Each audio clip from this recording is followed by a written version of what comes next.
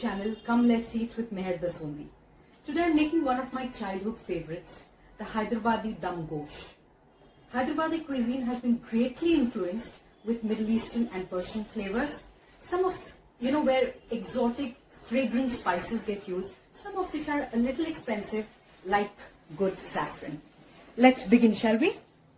Here I have the meat, which I have already marinated with ginger garlic paste and a little bit of turmeric and salt.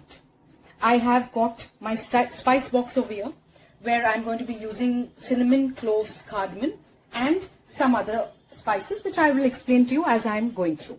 To this I'm going to add the ingredients that are going to be used. I have some curd. This is about 250 grams of curd, which I have simply mixed up smooth. I'm going to add this into the meat.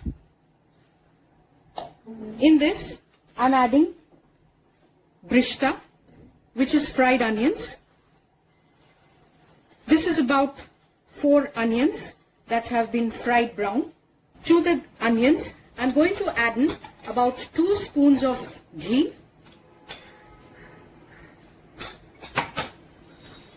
2 bay leaves, 1 stick of cinnamon, a couple of cardamoms, and a couple of cloves. To this, I'm also adding 1 tablespoon of lime juice, 8 full red Kashmiri chilies, some leaves of the mint, and half of the saffron milk. Now saffron milk is processed saffron. All I do is I heat up the saffron a little bit, just for a couple of seconds, to which I add in hot milk and then let it remain for about 30 minutes. Back to our meat. I have everything here. I'm adding in a little bit of salt and some vetiver or kevra pani.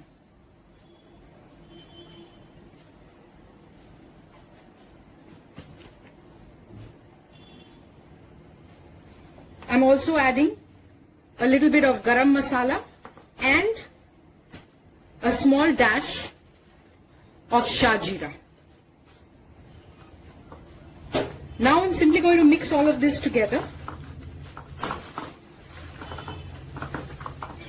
The meat that I have marinated previously with ginger garlic and haldi was marinated for about 2 hours.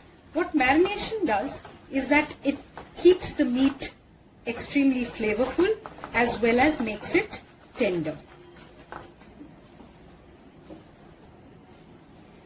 I'm going to now put my meat into this earthenware pot, a simple earthenware pot which is good for cooking.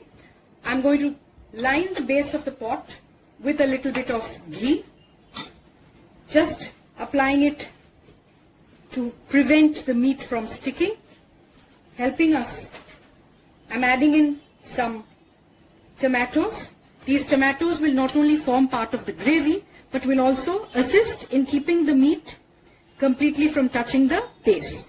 To this, I'm adding in my meat, which is marinated, mixed well with all the spices and the masala, and I'm just simply putting it in this vessel. I'm adding in the remaining kesar. This is about 3 to 4 tablespoons of milk with half a gram of kesar. Now I'm going to give this meat a dum. Dum cooking is a method of cooking which signifies the use of dum or steam. Here I have some dough which is made simply with wheat flour and water. Nothing else but wheat flour and water. I'm simply making this into a thick rope which I'm going to use to seal my vessel. Like I said, we are using the method of cooking which is dum, where you literally choke the steam and let it remain trapped within the vessel that you are cooking. This is about 300 grams of flour, which I have simply mixed with plain water and made into a soft dough. Now I'm taking this and I'm lifting it and putting it on my fire. I'm taking half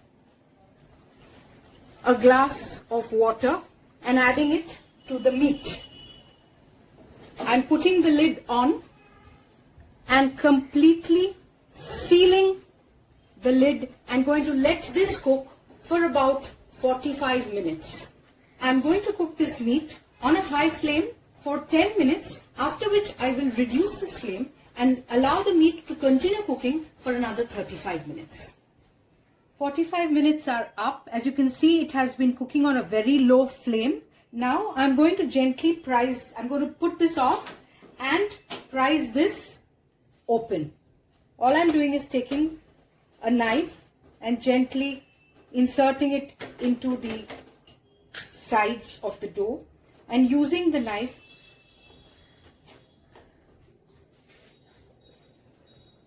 I'm gently lifting it up. That smells simply heavenly. You can see, in spite of the gas being off, it is still bubbling. It's turned into this beautiful caramelized onion gravy. I'm simply going to plate it.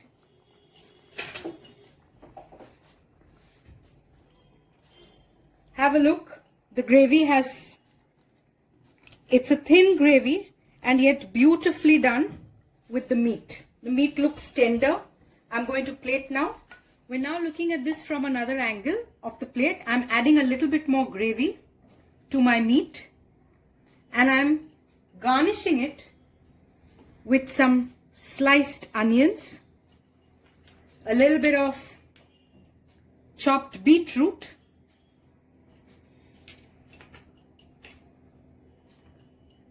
our fried brishta, which we had kept aside for the gravy as garnish, along with some ginger julienne and 1 sprig of mint. Here's my Hyderabadi Dum Gosht. I'm sure you will enjoy cooking this. Please don't forget to subscribe to my channel. I look forward to meeting you once again. Thank you.